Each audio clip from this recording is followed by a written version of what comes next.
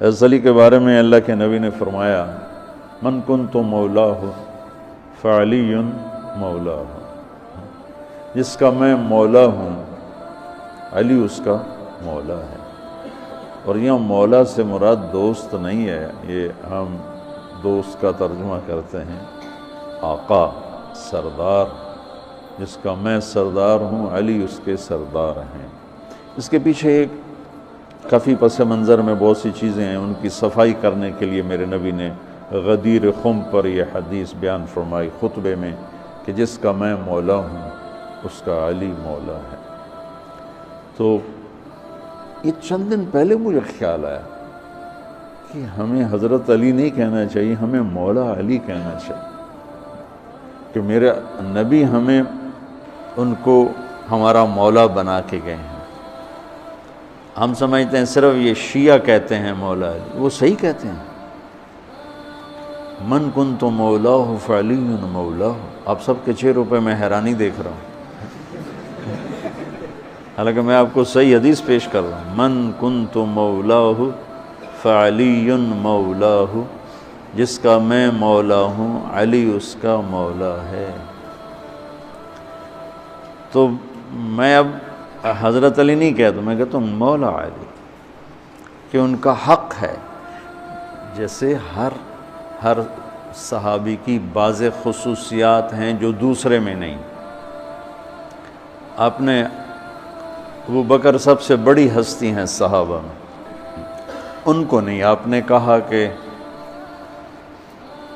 تو جنت میں میرے آگے آگے چلتا ہے۔ بلال کو کہا کیا بات ہے، جب جنت میں جاتا ہوں مجھ سے آگے آگے چلتا نظر آتا ہے، جزوی فضیلت۔ سارے لوگ پیدل چلیں گے، میں براق پہ چلوں گا، میرے نبی نے فرمایا، اور بلال میرے آگے سرخ اونٹنی پہ بیٹھ کے چلے گا، یہ جزوی فضیلت۔ جنت میں جانے لگوں گا تو جنت کی سواری کی لگام ایسے نیچے گرے گی۔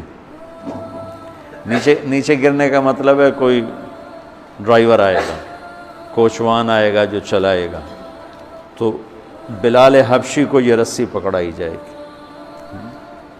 تو اس طرح یہ جزوی فضائل کسی کے کسی طرح، کسی کے کسی طرح ہیں۔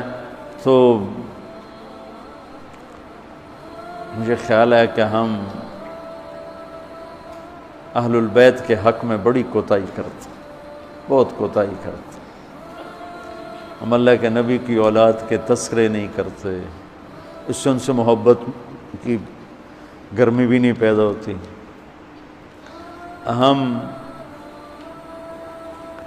تم میری اولاد کی برائیاں میرے سامنے شروع کر دو تو تم مجھے اچھے لگو گے، اور میرے سامنے آ کر میری اولاد کی تم تعریف شروع کر دو، چاہے مجھے پتہ بھی ہو جھوٹی تعریف کرنا، تو بھی میرا دل خوش ہو جائے گا۔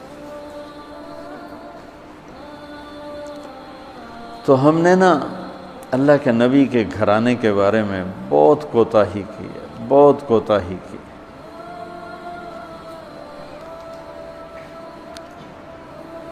تو تم سنتے رہتے ہو، میرے ہر بیان میں اہل بیت کا تذکرہ ہوتا، اور یہ میرا ایمان ہے کہ یہ میری بخشش کا بہت بڑا وسیلہ ہے اگر اللہ کے ہاں قبول ہوگی۔ ریاکاری میں مردود ہو گیا تو وہ تو الگ بات ہے، اور جو اس کا ہر فیصلہ حق ہے، لیکن اگر میرے اللہ نے قبول فرمایا تو میرے بیانوں میں میری سب سے بڑی متاع میرے نبی کے گھر کا تذکرہ ہے۔ میں اس سے اندر کی محبت سے بھر کے کرتا ہوں، اور اپنی کوتاہی پر اور امت کی کوتاہی پر استغفار کرتا ہوں کہ ہم نے اپنے نبی کی اولاد بھلانا تو کیا ہے، 60 سال میں کیا کر دیا، ذبح کر کے رکھ دیا۔ مجھے حیرت ہوتی ہے کہ نبی کا نواسہ ہو اور ادھر سارے نامراد سور قسم کے انسان ہوں، اور پھر ان کے پیچھے لگ کے نبی کے نواسے کو ذبح کر دیا جائے، کچھ سمجھ میں نہیں آتی۔ شاید اللہ ان کے عالی شان مقام طے کر چکا تھا۔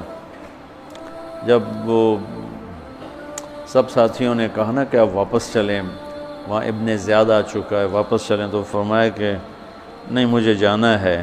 ان کا تم موت دیکھ رہے ہو، کیوں جا رہے ہو؟ کہا مجھے میرے اللہ کے نبی خواب میں ملے ہیں، انہوں نے مجھے کچھ بات فرمائی ہے، لہذا مجھے جانا ہی